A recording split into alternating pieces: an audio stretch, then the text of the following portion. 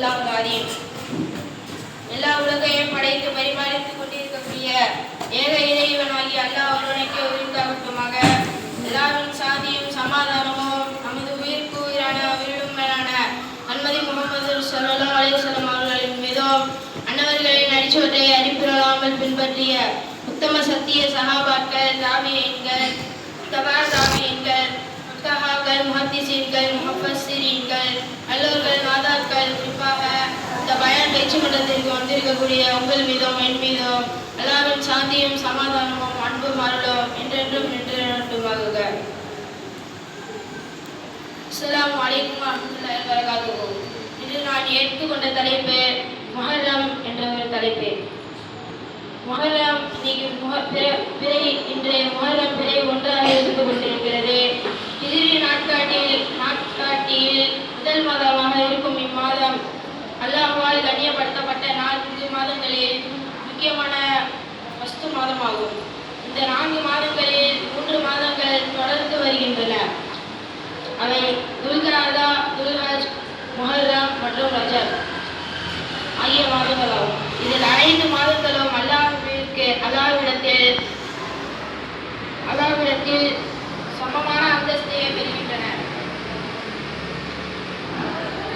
அந்தஸ்தை பெறுகின்றன. அதிலும் துல்காதா, துல்ஹஜ், ரஜப், முஹர்ரம் ஆகிய இந்த 4 நாட்களும் விசேஷ அந்தஸ்தை பெறுகின்றன.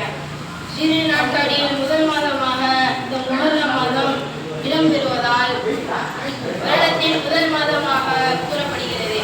இந்த தினத்தை புது வருட பிறப்பு என கூறுவார்கள். இந்த தினத்தை புது வருட பிறப்பு தினமாக கொண்டாடுவதை இஸ்லாம் அனுமதிக்கவில்லை.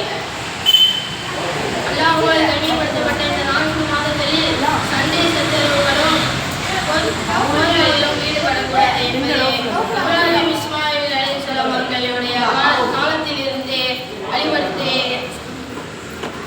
நடத்தி கொண்டு வருகிறது. இது ஒரு இறை சட்டமாகும், இறையச்சமாகும்.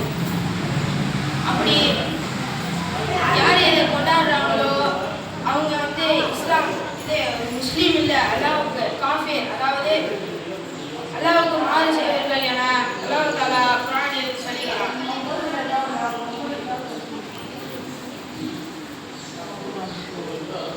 அல்லாஹ்வின் தூதரும் நபி ஸல்லல்லாஹு அலைஹி வஸல்லம் அவர்களும் கூறுகிறார்கள், 2 நாட்களை தவிர வேறு எந்த நாட்களையும் கொண்டாடக்கூடாது.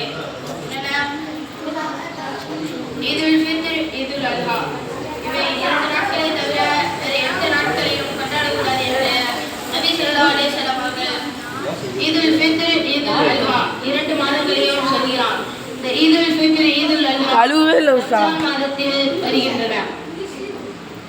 இந்த ஈதுல் ஃபித்ர், ஈதுல் அல்ஹா மட்டும் கொண்டாட வேண்டும். அப்படி இந்த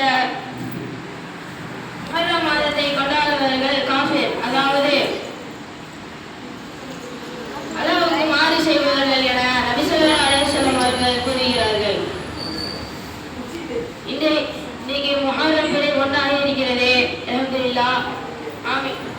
இப்பொழுதாவது ஃபஜர் தொழுகைக்கெல்லாம் 5 வேளை தொழுகையை கடைபிடிக்க வேண்டும். இந்த முதல் மாதத்திலிருந்து நாம் இதை செய்து கொண்டு வந்தால் அல்லாஹ் தஆலா நம்மளை பொருந்திக் கொள்வான்.